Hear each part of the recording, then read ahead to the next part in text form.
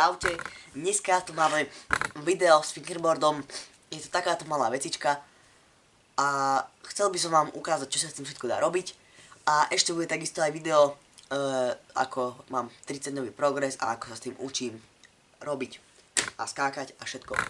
Takže poďme na to. Mám tu recenziu, porovnanie real skateom alebo s takým proste lepším skateboardom od TechDecku, ktoré nevidno, ale zapnem vám svetlo. Hej, TechDeck. Tak to nejak vyzerá, jeden, dva. Je druhý vyzerať ako takto. Hej. No a ešte prejdem s fejkový, ktorý som kúpil síce len týždeň predtým, ako som kúpil toto, ale to je strašné. Idem po ňo a no takže som späť a máme tu tento fejkový fingerboard. Už neviem presne, kde som ho kúpil, asi Kik alebo Pepko alebo proste nejaké takéto proste len alebo malom, už si nepamätám, kde som ho kúpil.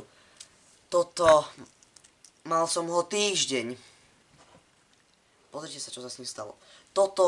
Tieto predné kolečka, musel som to lepiť Herkulesom, aby som to proste zlepil. Bol tam obrázok, ktorý sa zošuchal po asi tak 3 dňoch. Proste sa to odlúpilo. A jednoducho toto je strašné, že stalo asi euro 50 alebo 2. Toto stalo 4. A to, ako sa toto vyzerá a ako toto vyzerá, to sa jednoducho nedá porovnať. To je niečo obrovské, úplne iná vec. Pozrite sa, toto aké je pekné, veľké, hej. A toto, hej. Máte pre porovnanie. Nemám svetlo na kamere, takže mám... Hej, asi nejako takto to len vyzerá. Takto to proste vyzerá. Ja vám to natočím ešte aj s telefónom, počkajte. Ako je toto proste spravený dobre. Kus plastu, lebo sú to plastové fingerboardy. Oproti tomuto, čo grip to už nemá žiadny, akože toto použijem asi týždňa, už to tiež má trošku taký slabší grip, ale stále ho ešte má. Toto po 2 týždňoch nič. Proste nič a čum. Hej, tie koliečka. Totálne zle spracované proste, hej. Toto sa oveľa lepšie drží, toto je proste maličké. Hej, takto keď to proste podložím na to, tak pozrite sa, aké je to oproti tomu malé. Však to sa jednoducho nedá porovnať, čak šírkovo to má, koľko málo proste oproti tomu. Hej.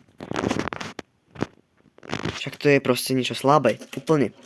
No ale dosť už bolo hejtenia proste fejkov. Poďme na to,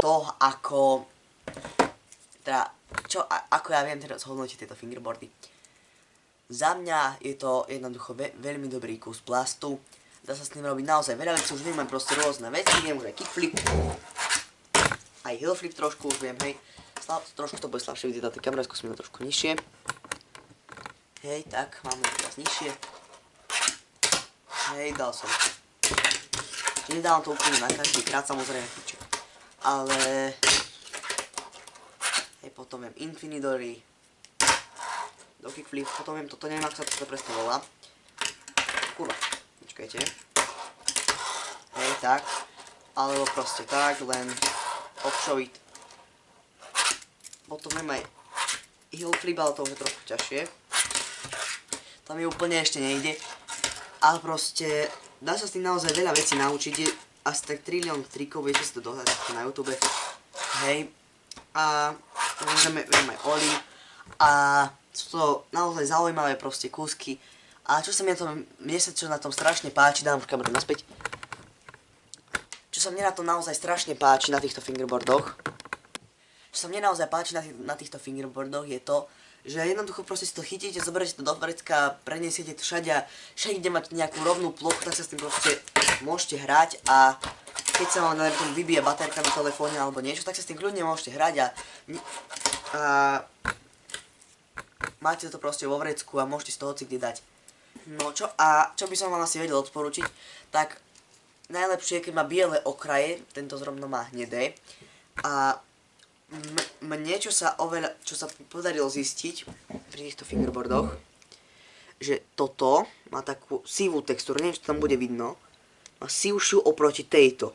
Toto má takú úplnú čiernu, tento má takú čistú čiernu a tento asi to tam úplne nevidno, ale on má takú proste sivkastú. No a táto sivkastá, ona o dosť slabšie drží. Takže určite, ak budete vidieť, on kľudne môže byť aj taký, že tam môže mať to Paríž 2024, ale nech má úplne takú čiernu. Hej, ja som si kúpil nejaký takýto, hej, je tam napísané asi Fuelix, alebo také dačo. Nie tak Felipe. Takýmto modrým to je, takýto taliansky. Hej, to je zatiaľ všetko. A akože naozaj je to podľa mňa veľmi dobrá hračka, viete sa strčiť hoci kde. Dajú sa s tým naozaj dobré triky robiť. A ja vám to ešte dám nejaké triky, čo som sa naučil za tých pár dní, čo to mám. A potom už vlastne sa blížime k koncu tohto videa, ale ešte vám sem dám tie triky.